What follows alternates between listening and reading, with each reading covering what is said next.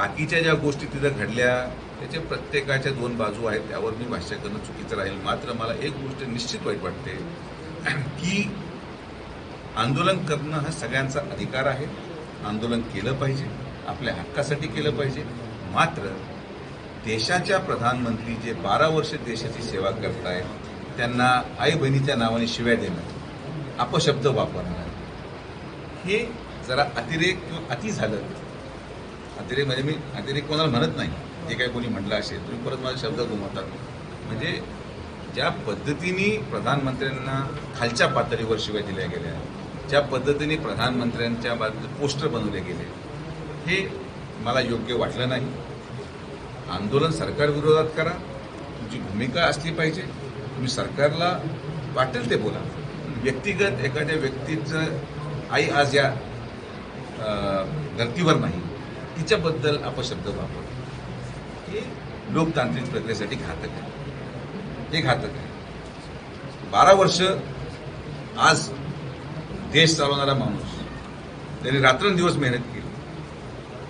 तुम्ही त्याच्या विरोधात बोला, ठीक आहे. त्यांचं सरकारची भूमिका तुम्हाला पटली नसेल, सरकारचे मुद्दे पटले नसतील, आम्ही मान्य करतो की नीट लीक होत होतं, चुकीचं होत होतं, योग्य तो निर्णय झाला आणि आता सरकार पुढं ते टाळेल.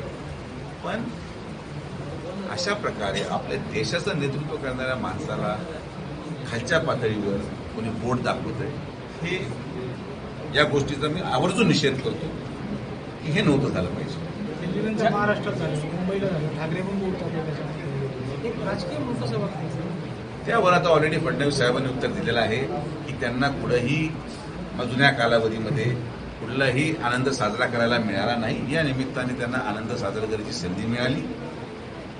ते आपण म्हणतो ना की लग्न दुसरं होतं आणि हे बराती म्हणून तिथं पोहोचले, करू शकते. आता त्याला काही करू शकत नाही.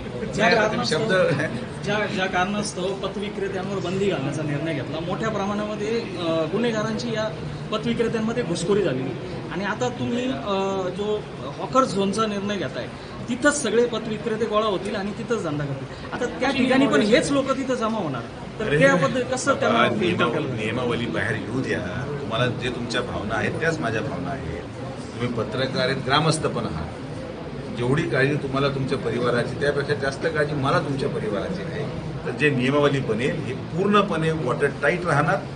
आणि तुम्हालाही माहिती आहे की आज महाराष्ट्रामध्ये किंवा जिल्ह्यामध्ये गुन्हेगार प्रवृत्तीच्या लोकांविरोधात बोलणारा मी कदाचित एकमेव लोकप्रतिनिधी जेवढं ओपनली कारवाई करतोय.